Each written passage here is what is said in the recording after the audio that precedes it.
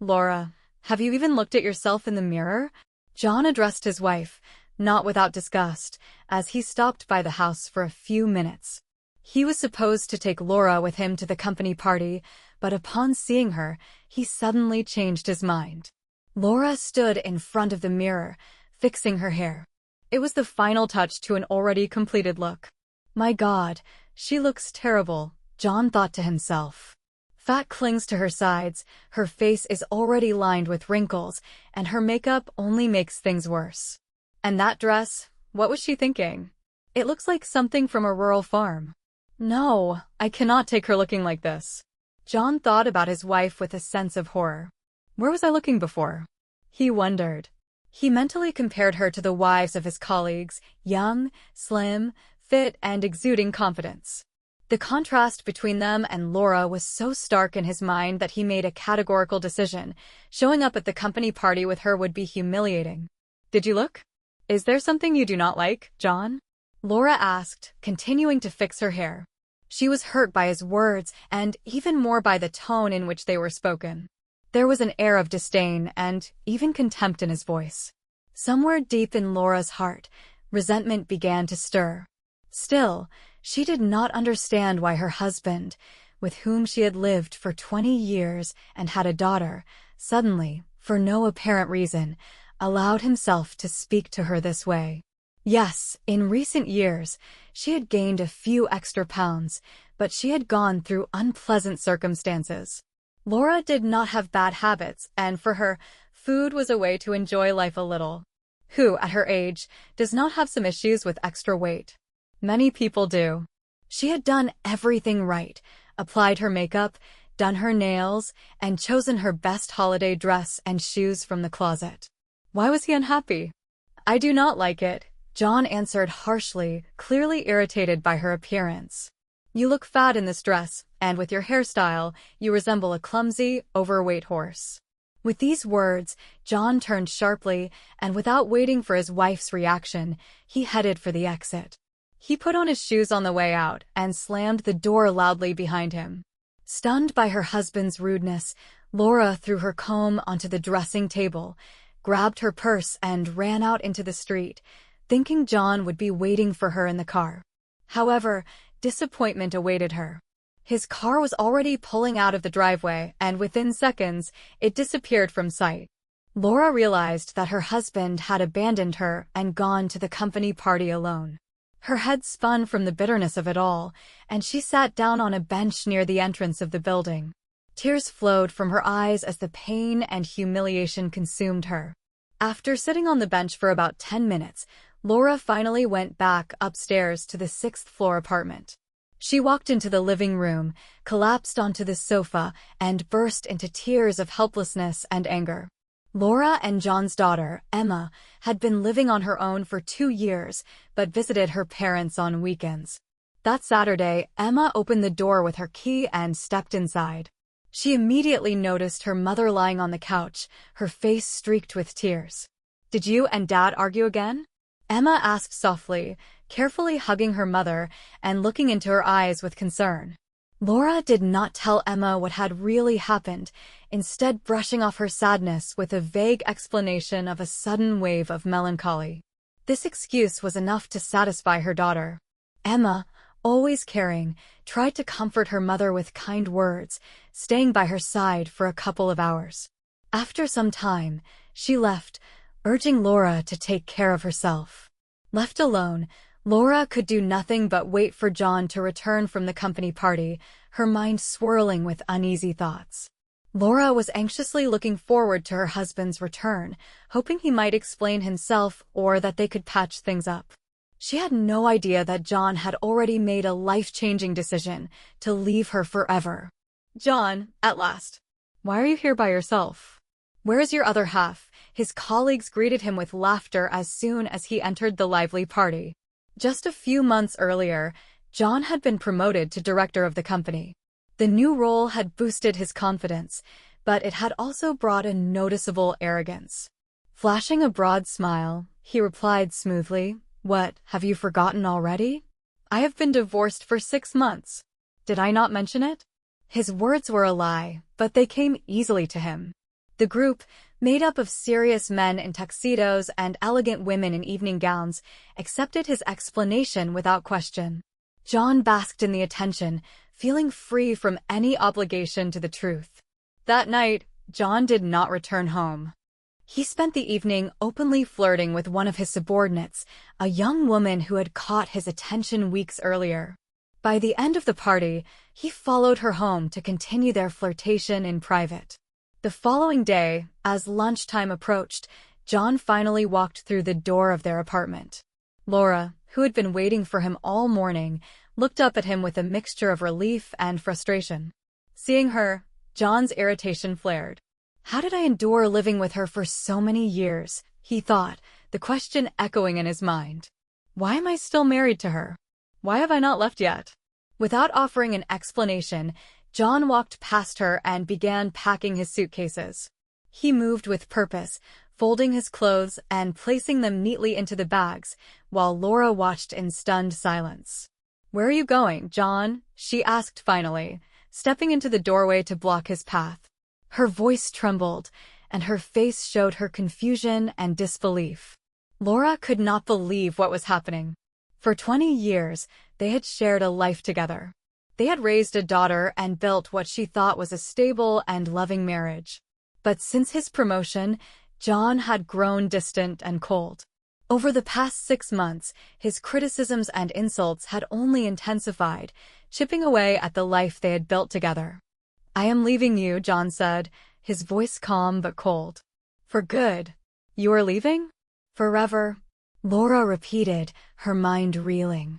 She had imagined many scenarios in her head, but this was not one of them.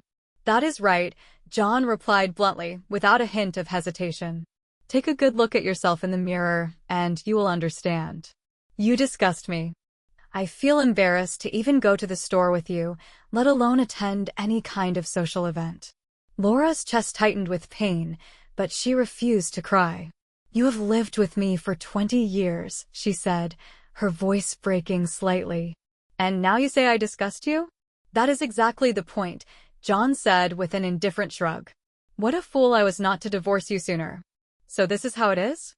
Laura asked, her anger rising as she tried to keep her composure. "Fine. Get lost in all 4 directions.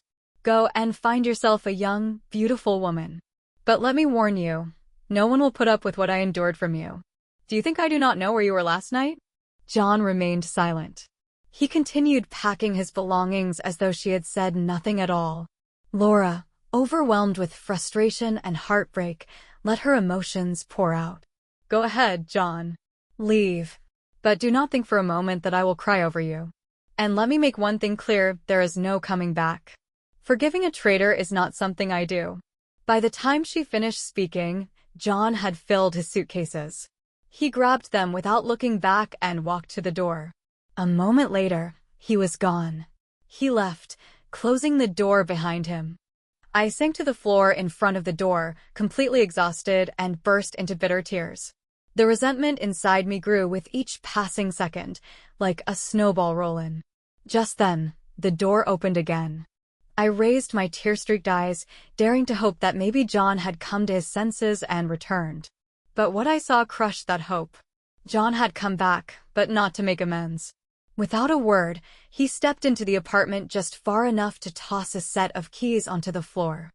These were the keys to the apartment, my apartment, which I had owned before we married. He had no rights to it, and throwing the keys down made that perfectly clear. Without another glance in my direction, he turned around and disappeared behind the door again. And just like that, the 20 years of marriage we had shared came to an end. John left to move into his new corporate apartment, which had been allocated to him just a week earlier. It was located close to his office, and he embraced the opportunity to begin his new bachelor life.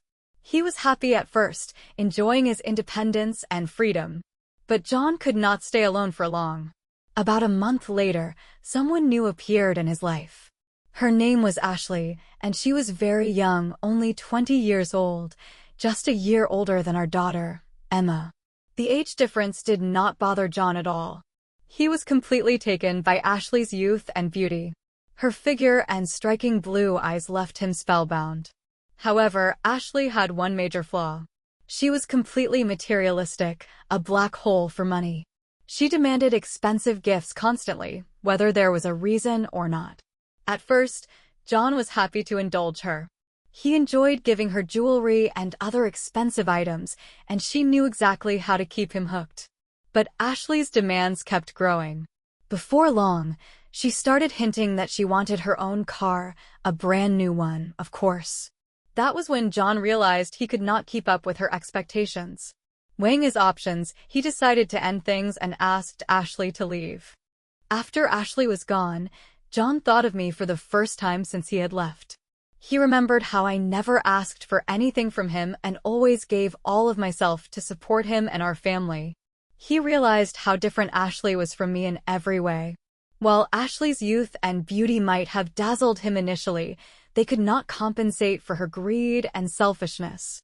On the day he sent Ashley away, John got drunk. He even tried to call me that night, but my phone was off and he could not reach me. The next day, sober and ashamed, he decided not to try again. About a week after John left, Emma learned what had happened. She came to see me immediately, determined to help. "Mom," she said, "what happened is done, and crying will not change it. Pack your things and come stay with me for a while. You cannot keep living here by yourself. Dad made his choice and that is his problem. You are still young and beautiful. Do not let him make you feel otherwise. You will get through this and I will even help you find someone new." I gave a weak smile and shook my head. "Young? Beautiful?" I said bitterly. "Your father told me I was ugly, fat, and unkempt.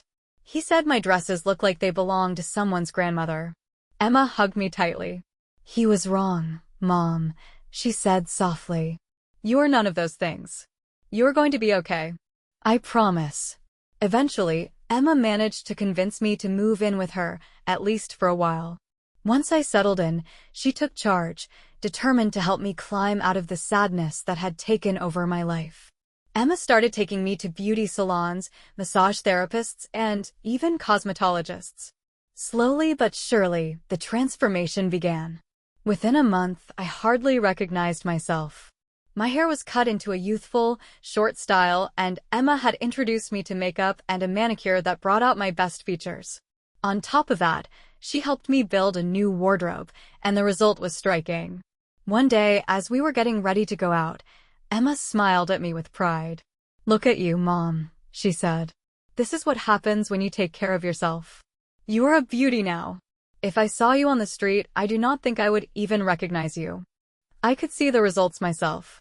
Walking down the street, I noticed the admiring glances of men. Their attention was flattering, but deep down, I still felt hollow. My husband's betrayal still hurt, and it left me indifferent to their gazes.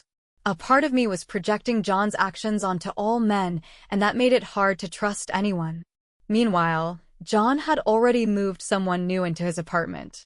Her name was Vanessa. She was a little older than Ashley, but still young, attractive, and full of charm. When Vanessa first visited John's apartment, he eagerly asked her what she thought of it. Her response was curt. "It will do," she said. "But the furniture needs to be replaced. It is useless. And why is there no television in the living room? Oh, and you need to add a treadmill." John wasted no time meeting her demands. Within a week, he had bought brand new designer furniture, mounted a large flat-screen television on the wall, and even installed a treadmill in the living room. His director's salary allowed him to fulfill Vanessa's wishes without much trouble, and he seemed happy to do so, believing it would keep her around. But despite his efforts, things quickly unraveled. One evening, just a week after Vanessa moved in, John came home from work exhausted and hungry. He asked her what she had prepared for dinner. "Nothing," she replied casually, not even looking up from her phone. "Nothing," John said, his voice rising. "I am starving. I work all day to make sure you have everything you want, and you could not even cook dinner."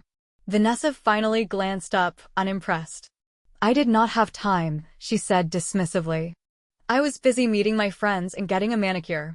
If you are hungry, just order something." That was the last straw. Earlier that day, John had bought a bouquet of roses for her, but instead of giving it to her, He walked straight to the trash can and tossed it in without a word. "Vanessa," he said, barely containing his anger, "what is the point of you being here? I give you everything you want, and you cannot even make me dinner. Why do I need you?" Vanessa stared at him coldly. "I am not your maid," she said. That evening, she packed her things and left. By the time the door closed behind her, John realized he felt more relieved than upset. In his heart, he knew this was for the best. He did not need someone like her in his life. While John was dealing with another failed relationship, Emma's encouragement helped me move forward.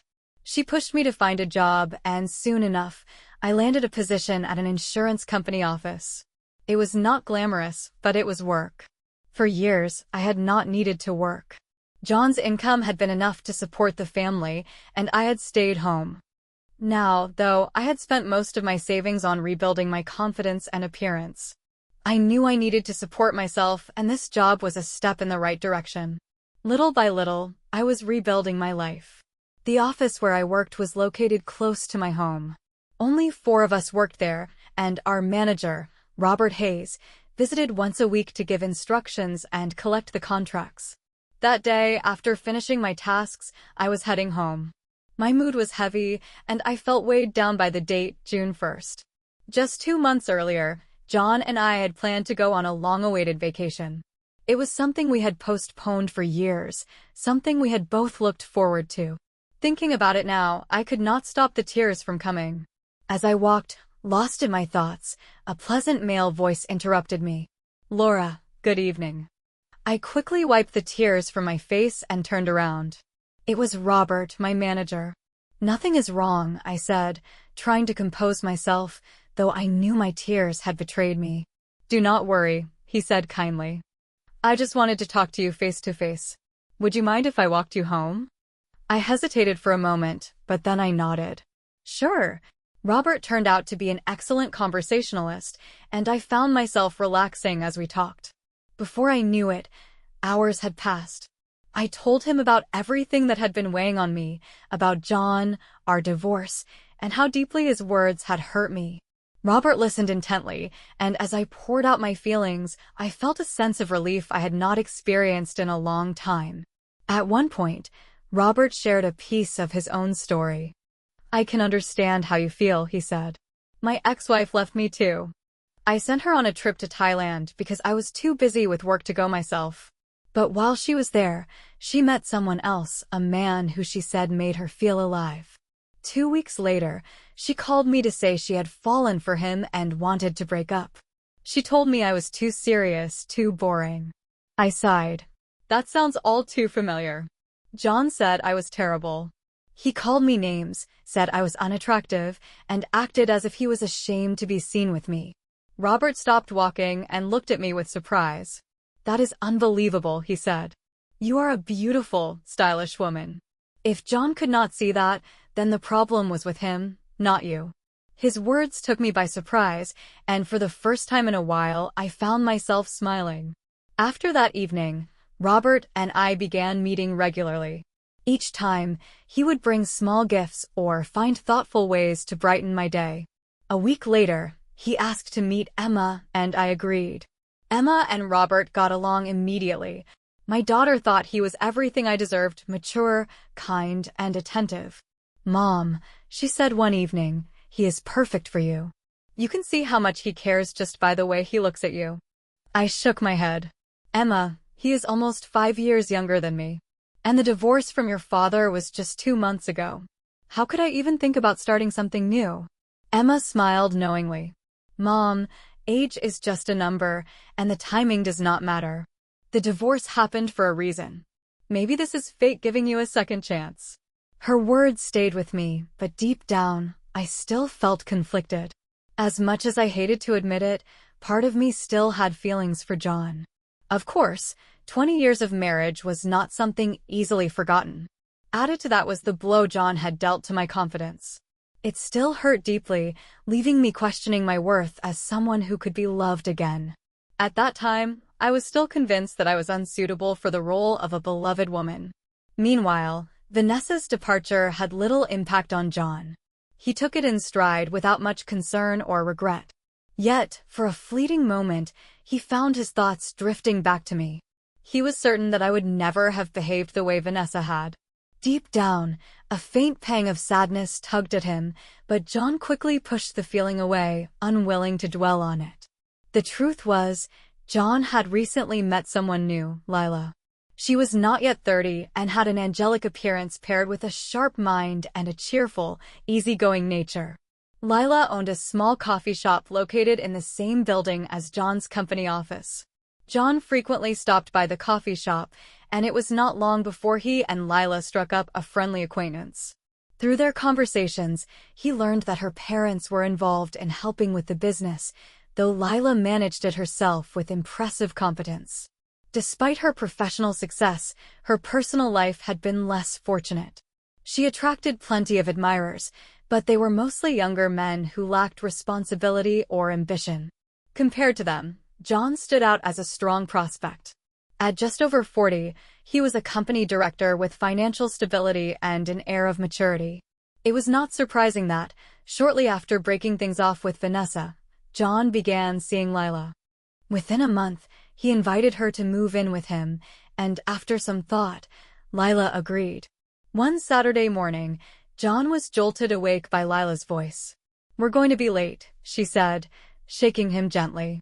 John, who had not woken up before 10 o'clock on a weekend in years, groaned and buried his head deeper into the pillow. "Late for what? Why do I need to get up? We talked about everything yesterday. Did you forget?" Lila crossed her arms, clearly unimpressed by his response. "We're going to the clinic to get all the necessary tests done," she said firmly. "You want children, right? So we'll start the process. After that, we'll go to the registry office to file our application for the wedding. Then we'll meet my parents." John sat up, rubbing his eyes. "Lila, children? What children?" he muttered groggily. He vaguely remembered her mentioning something about children the night before, but he had not taken it seriously. He had nodded along absent-mindedly, not fully grasping the weight of what she was saying. Now, the idea of having children seemed overwhelming. The thought of becoming a parent again felt like a burden. A child required constant attention, disrupted routines, and brought financial obligations John did not want to take on. All he really wanted was a loving, caring partner without the complications of additional responsibilities. He had not even intended to marry Lila anytime soon, let alone meet her parents that day. Still half asleep, John began dressing, grumbling about the busy schedule she had planned for their Saturday. "Lila, we do not need to rush into this," he said. "Let us take things step by step. We can go to the registry office today, file the application, and then think about children after the wedding." Lila smiled sweetly, but stood her ground. "Why drag it out?" she said. "We can do everything at once. You are always busy during the week. So, should we put it all off indefinitely?" "No way," Lila said firmly. "Lila, John started to protest, but she cut him off with a kiss and nudged him to get dressed. Before he knew it, they were in the car, heading to the clinic. Once there, they waited in line and were eventually called in to see the doctor. After listening to Lila's concerns and discussing their plans for children, the doctor handed them a long list of tests they needed to complete. John stared at the paper, his frustration boiling over. "Why on earth do I need to take all these tests?" he demanded, glaring at Lila. "I am healthy. Why should I go through this? It is ridiculous." "John, what if, God forbid, there is something wrong? How can we plan for a child without making sure everything is fine? You could be putting their health at risk," Lila replied calmly but firmly. John snorted.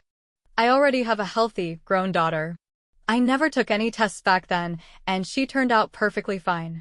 Do I look like some kind of lab rat to you?" "John, we talked about this yesterday," Lila reminded him, her tone growing sharper. "You are not exactly young anymore. These tests are necessary." Her words sent John over the edge. "Go to hell," he shouted, his face red with anger. "Why do you not just find someone younger and healthier? You are like a leech, clinging to me for everything." With that, he stormed out of the clinic, his footsteps echoing down the long corridor. "What a piece of work," John muttered under his breath as he climbed into his car. She wants everything at once. Why am I so unlucky? She is young, beautiful, independent, hardworking. She should be perfect. But no, there is always a catch. As he sat in the car, something dawned on him. John realized what he had been searching for in every woman he had been with since leaving Laura. He was looking for the young Laura he had known years ago, the woman she had been when they first met. He wanted her kindness, her selflessness, and her warmth. For the first time, John admitted to himself just how wrong he had been. There was no one else like Laura. Picking up his phone, he called his daughter. "Emma, it's Dad. Is your mom with you right now?" On the other end, Emma's voice was cold. "Hi, Dad. Mom is not here. Why do you need her anyway?" John sighed. "Emma, I was stupid. 4.5 months ago, I made the biggest mistake of my life. I treated her horribly, and I regret everything. I need to talk to her." "It is too late, Dad," Emma replied sharply. "Mom has been with someone else for a while now." John's heart sank. "What do you mean? We only just broke up." "Well, Dad, you abandoned her, humiliated her. What did you think she would do? Sit around waiting for you forever? Leave her alone. She does not need you coming back with your problems." "I see," John said quietly. "I will handle it." After hanging up, he stood outside Laura's apartment building, bouquet in hand, unsure of what to do. Just then, a man appeared, walking Laura to the door. John watched as the man kissed her goodbye before she headed upstairs. Laura's mood was bright as she walked up to her floor. She was startled to see John standing there, holding a bouquet of chrysanthemums, her favorite flowers. "Well, hello, Laura," John said nervously, his voice unsure. "Hello," she replied, eyeing him with confusion. John hesitated, then held up the bouquet. "Do you remember when I used to bring you chrysanthemums? I would pick them from summer cottages because I could not afford to buy flowers. You were so happy with those stolen flowers, and I used to think, how did I get so lucky to end up with the most beautiful girl in the world? I always loved you, Laura, and I wanted nothing more than to make you happy." His voice was soft, almost distant, as he spoke. Laura stood there for a moment, then replied, her tone even. "A lot has changed since then, John. Do you think the same now?" John asked, his voice trembling slightly. "What has changed?" "Nothing. Of course, I love you now. And you look even more beautiful than you did a few months ago. Let us go back to your apartment and live together, just like we used to. We can finally take that vacation we always talked about. Rest, relax, start fresh. And maybe you would even consider having a son with me? You have always dreamed of that, and so have I." Listening to John's words, I felt a swirl of emotions that were hard to sort out. I could hear the sincerity in his voice. He was clearly repentant, deeply regretful of what he had done. Just a few weeks ago, I would have taken him back without a second thought. But now, things were different. Since Robert Hayes had come into my life, I had changed. I was not the same woman John had left. "John," I said, my tone firm but calm, "you betrayed me. And traitors are not forgiven. You betrayed everything we had together, our love, our marriage, the vows we made. Do you remember we got married in church?" "Yes, of course I remember, Laura," John said quickly, his voice filled with desperation. "If you want, we can do it again, have another wedding, whatever you want." "No," I interrupted, shaking my head. "Do not come to me anymore. I do not love you anymore." With that, I turned and walked into my apartment, closing the door firmly behind me. But as I turned the lock, something made me pause. A thought flickered in my mind, and before I knew it, I was opening the door again and calling out to him. "John!" He stopped in his tracks and looked up at me, hope rekindled in his eyes. "Yes, my sunshine. I knew you would change your mind." "No," I said, my voice steady. "I just wanted to tell you not to forget about our daughter. Emma is all grown up now, but you're still her father. Do not forget that." "Okay, I will," John began to reply, but before he could finish, I shut the door again, leaving him standing in the hallway.